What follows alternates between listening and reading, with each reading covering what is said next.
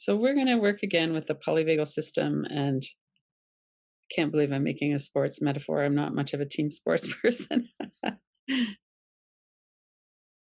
So I wanted to really make a big shout out to Deb Dana.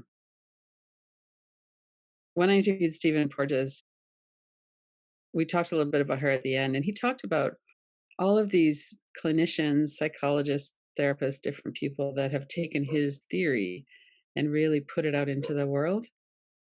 Deb Dana is someone who works very closely with him, and she's part of the new Polyvagal Institute. If you're able to look at their website, polyvagalinstitute.org, there's her and Stephen and another fellow who's doing kind of more of the system stuff.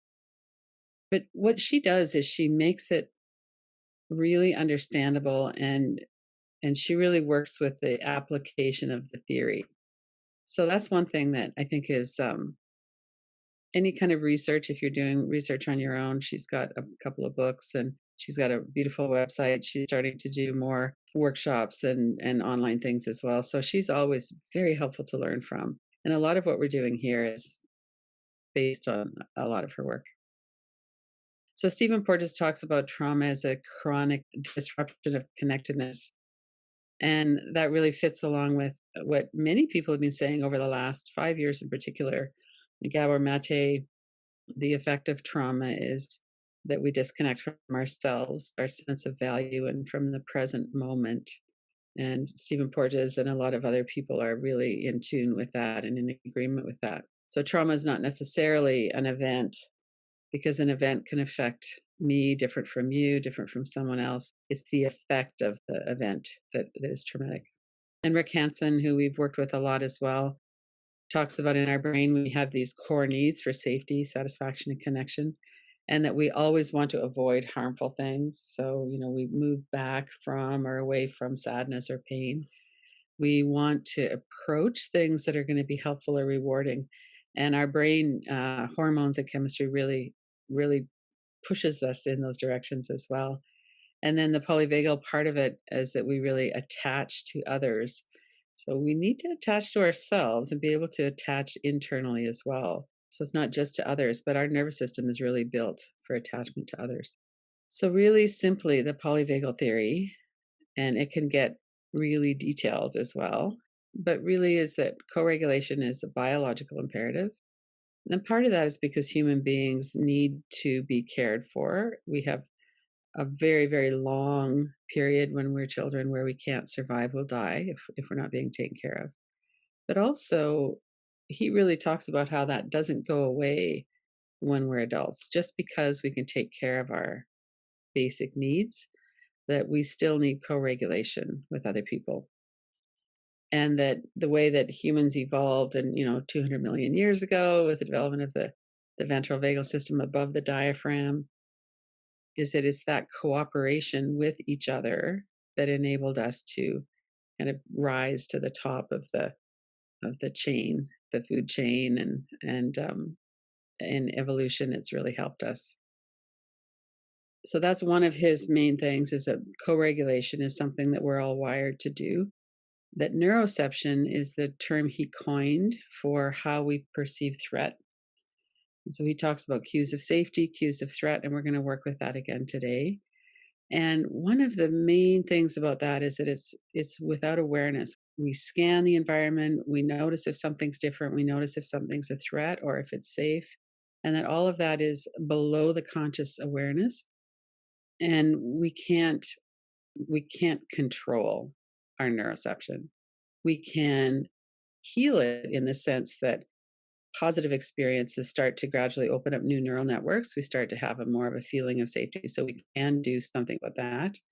But the actual, our primitive brain just bringing in these things, we can't control that. We can decide how we're going to act on them or not act on them, and we can heal them over time.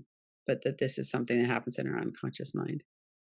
And then the hierarchy that he talks about, that we have these 3 predictable pathways of response. And when we're learning about that, we might think of dorsal vagal, this freeze, as the most primitive part. Is below the diaphragm. It's our digestion, but it's also our gut instinct. And immobilization can be with or without fear, which I thought was such a great way to think about it. So if we're immobilized and we're doing a relaxation practice, so our body is still, but it's a stillness that's kind of organic. It's not a held down kind of a stillness. And so one of the things he said was he thinks that the goal of human life is to be able to be co-regulated and trusting enough that we can rest safely in the arms of another without fear. So we're immobilized, but there's no fear. We're trusting, we're connected. So that's the ventral vagal, the higher level of connection and trust. And that we don't want to be thinking about these as, well, I always want to be in ventral vagal, because we're always going to be moving through these things. We all have a need for them. That's why they're all there. So the original dorsal vagal, when the sympathetic nervous system started to develop, it didn't get rid of the dorsal vagal, or it didn't get rid of the freeze, because we still might need it sometimes. It just added a more sophisticated layer onto it. And again, we can have this activation with or without fear. So if we're in a fight response, in response to danger, that's very different than if we're kind of active, passionate about something, following our heart's desire. We're active, but we're not in a fight or fear response. And flight can be, moving about in the world and doing all these amazing things. And if it has more of a ventral connection and trust involvement with it, so it's without the fear. So that's something that I really wanted to just kind of bring in, is that we're not aiming to always be in ventral vagal, but we're aiming to be able to recognize where we are and know how to get home, know how to get back to ventral vagal. So that's a big part of the work that we do. So sometimes when we have a cue of danger, we're going to respond, but then are we present enough to assess the danger then and look for, is it true that I'm in danger right now? My system has just done this, or is it actually okay for me to relax? So that we can always keep coming back to the connection and trust and relaxation. So this is our autonomic nervous system, this unconscious perception of threat. And so he talks about this as a autonomic nervous system is in an ongoing process of sending and searching for cues of safety and danger. And so we worked with this over the last several weeks. What are the cues that we're sending out? And what are the cues that we're receiving? And we either co-regulate and create new possibility, or if we're perceiving cues of danger or threat, then we increase reactivity and reinforce our habitual survival patterns. So if we, in this time of COVID, go out into the world someplace and we're noticing that someone is not wearing their mask properly, or they don't have one on, or they're getting too close to us, we're going to have a perception of threat. And then what do we do? Can we kind of move ourselves away from danger and then come back to regulation? One thing that I notice all the time for me is when I'm out walking the dog at the beach, sometimes other people, this is not an off leash area, sometimes other people will have their dogs off leash. And so I'm noticing that as soon as I notice it, there's a dog down there that's off leash, it's quite a ways away, and I'm watching. And then sometimes I've had the experience where they come right over to me and scare me, especially if they come up from behind, right? So this is this thing that happens with all of us. And then I deal with, however, I deal with it, I talk to the person or whatever it is, and then we move on. And then I down regulate my system. I start working with my breath. I start reassuring myself that I'm safe. And so there's also this other kind of how dare they and all that stuff going on in the mind. But I'm able to witness it at least a certain amount. So that gives me more agency and gives me more safety, actually, if I can be in this conversation with my own autonomic responses as well as with each other. And oftentimes you can tell, with someone with a dog, for instance, if as you're getting closer, they collect their dog and then there's no problem. So we have this ongoing thing that's social as well as physical, and we all are involved in that. So they talk about this neuroceptive mismatch. is when we don't have the ability to calm our defense systems. And so we're hypervigilant, we're alarmed. And when we have the too much activation, the hyper activity, then we have that kind of real activated stress response. And then some of us have the freeze. We don't really notice what's actually dangerous because we're in a kind of a dull, unaware situation. So we don't want to have this mismatch. We want to be able to heal our system enough that we have a more accurate neuroception. We have a more accurate reading of the cues of safety or danger. And one example might be if you have a gut sense about somebody, but you're more in freeze, that you might just kind of go ahead and connect with that person, even though there's something in you that's going, no, I don't think this is a good idea. They don't feel safe. Or we might get into a fight response with somebody when actually the person is more safe than what we're reading. So this neuroceptive mismatch causes a lot of trouble for all of us.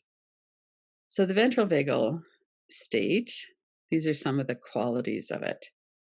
So we co-regulate and we self-regulate. We're connected with ourselves, with each other. We're connected spiritually.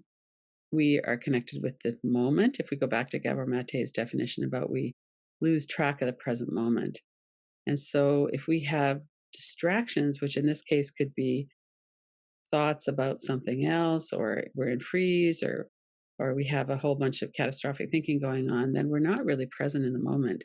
And that's part of the mismatch, is that we don't really feel like we're here, and other people don't feel like we're really here either.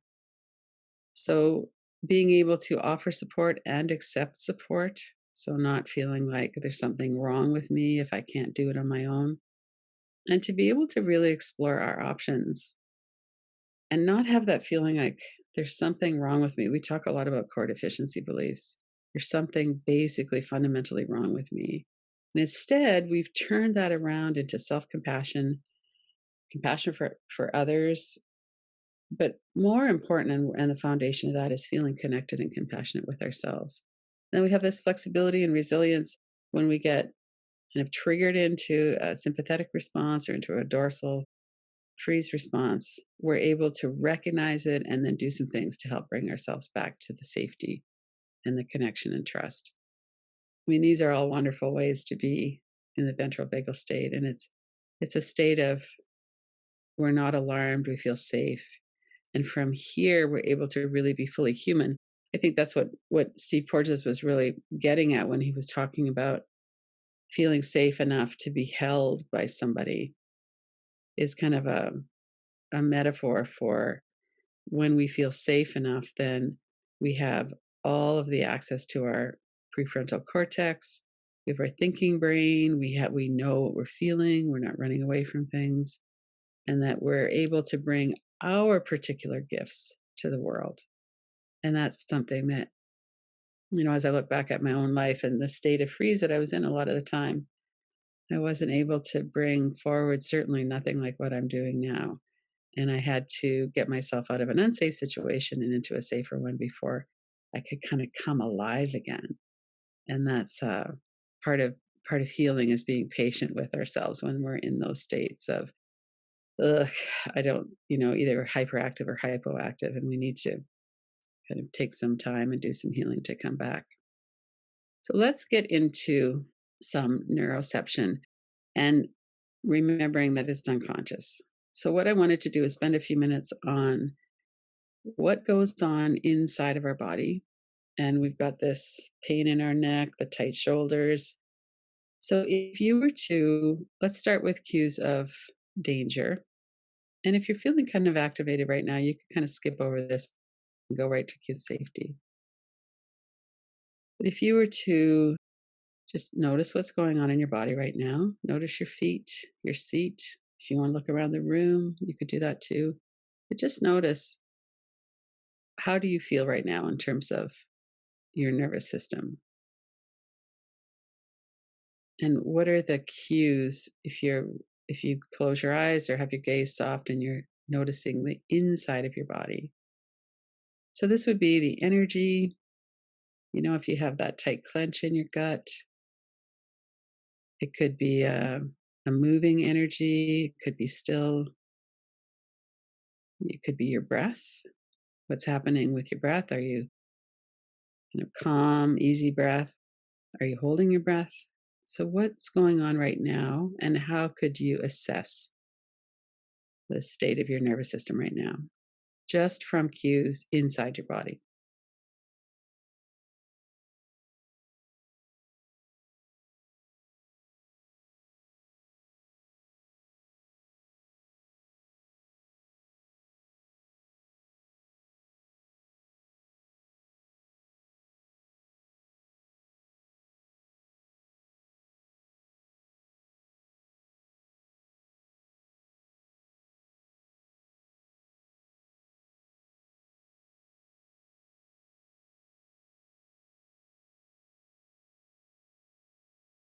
And one thing that you might be noticing is that even if you're going back in your mind to a situation of danger, or, if you were to visualize a snake or something that's dangerous, or, somebody kind of popping up out of nowhere at night, that almost automatically we might go into a following of that, or we might go into a grounding.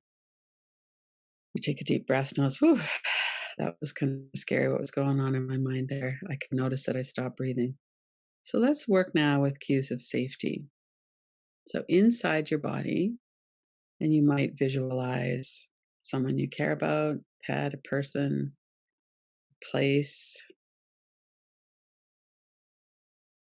You're back in your room, you're safe there. What's going on in your body? How do you feel, and how do you know that you feel safe? So you're alive, you're not shut down. And go back to a memory if that helps. What does it feel like in your body? What shifts or changes? Maybe your shoulders relax, or your heart gets kind of warm.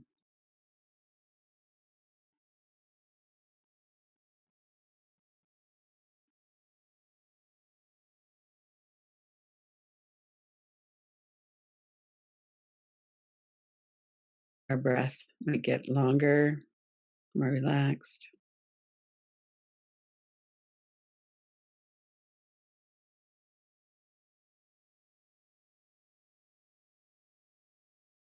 And then just kind of keeping an eye on that, but moving now to the environment around us. So, as we're looking at the environment just directly around our body, you might notice, if you're sitting on a chair, you could feel your feet on the floor.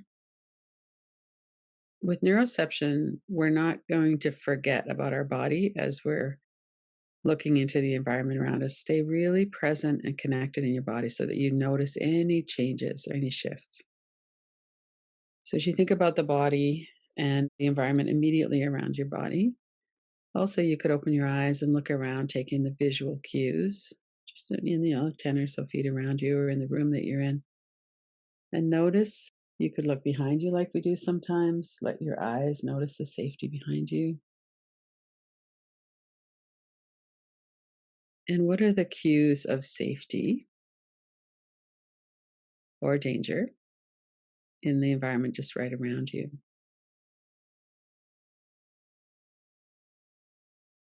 And did anything change on the inside of your body? Did your breathing change? The state of relaxation or tightness, did that change?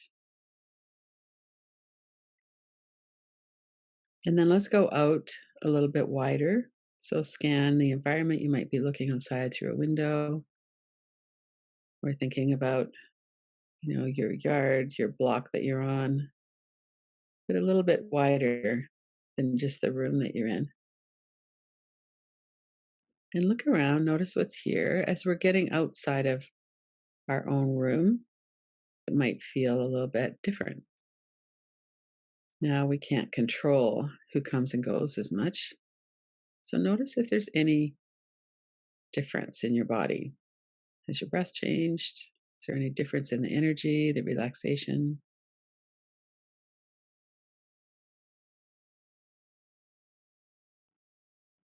And we're not looking particularly for cues of safety or danger. We're more just assessing. When we bring our attention to the outside, what's our response?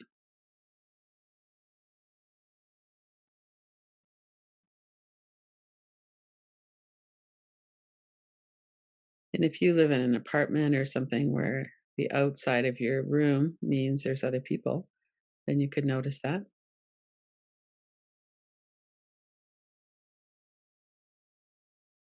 And that might be, really appreciating a neighbor. It might be a little bit of worry about going through a hallway with COVID. We just notice.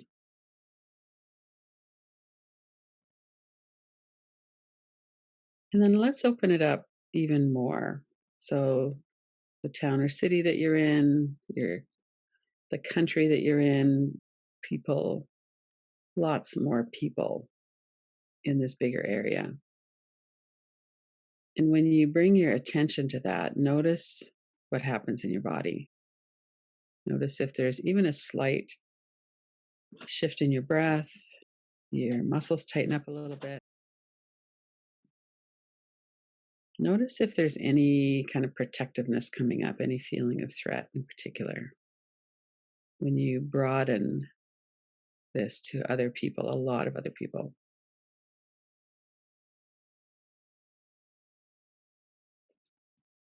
There might be thoughts coming in.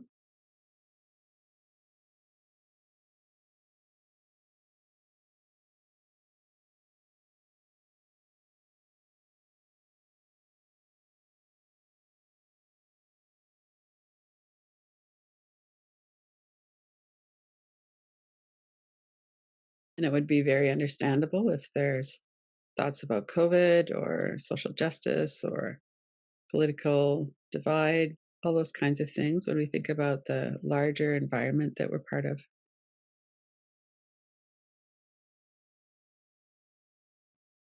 And see if you could use your breath, your witnessing, notice what's going on and let yourself regulate. And one way that we could do that is to zoom back in from this larger arena just to outside of our place that we're in, and then back into the room that we're in. And notice again how you feel just in this room that you're in right now, this immediate surroundings that your body is in.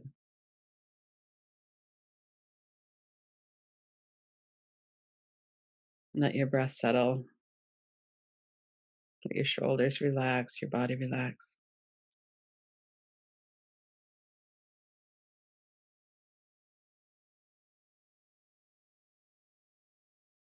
Then the other part of neuroception is from one nervous system to another nervous system.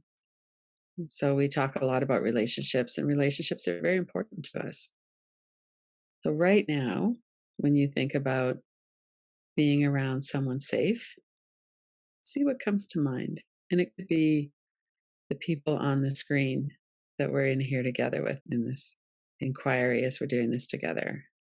It could be someone you're very fond of, someone that's in your life right now, or maybe you're not able to be with them right now, or an animal or a place, but in relationship with another nervous system.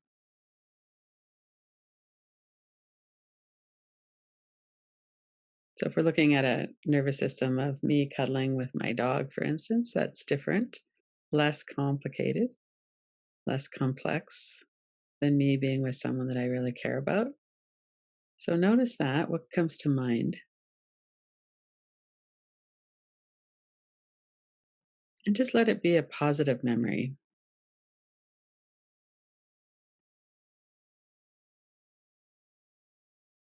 feeling safe, connected.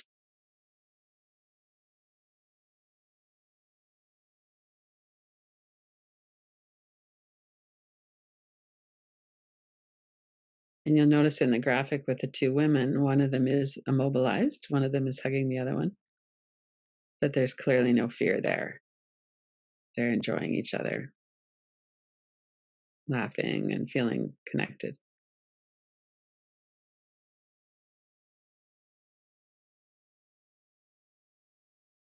So let yourself kind of bring that to a close. Notice again that we can come back to just being present in our body, our breath, thoughts in our mind, our feet, our seat.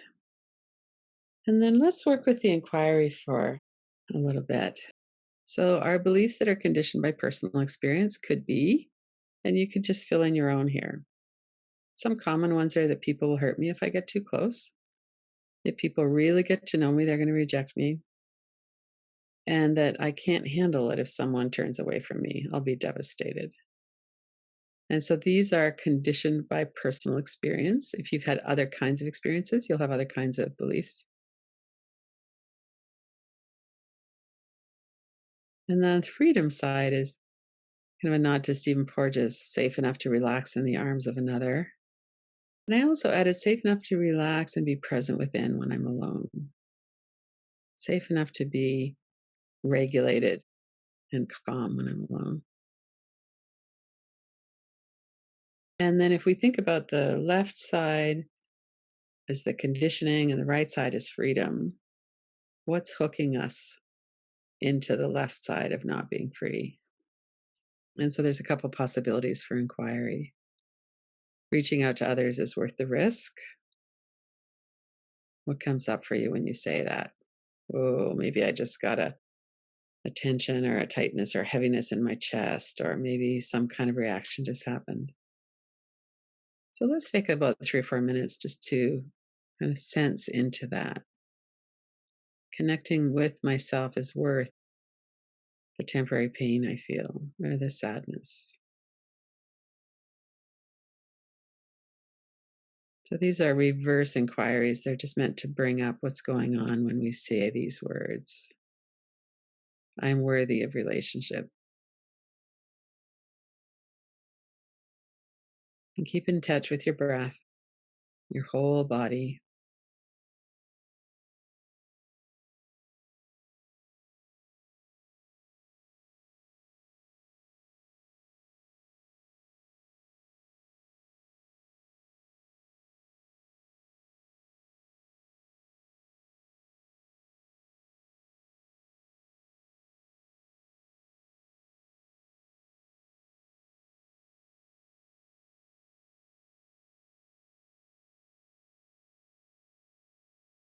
If you want, you can just hang out in the freedom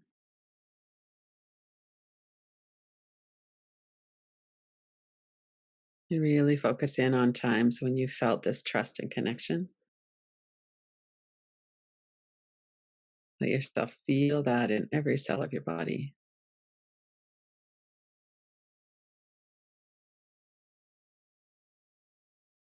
If there's something in the way of that, what is it?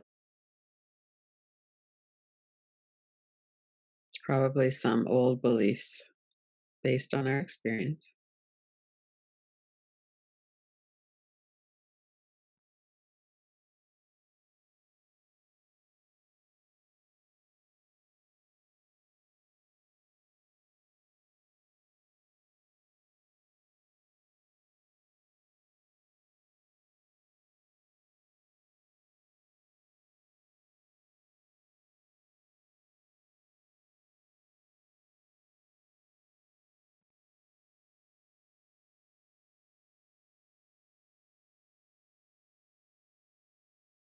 If you notice that you're going out of regulation, you're stop breathing or you're tightening up, your mind is getting compulsive, just bring yourself back.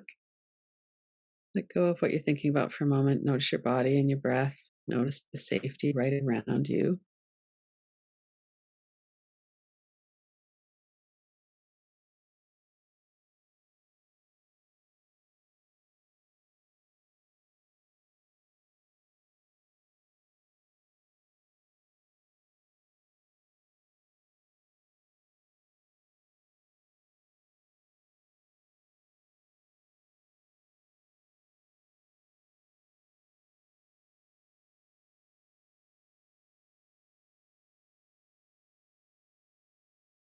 And then over the next minute or so, let your inquiry come to a close.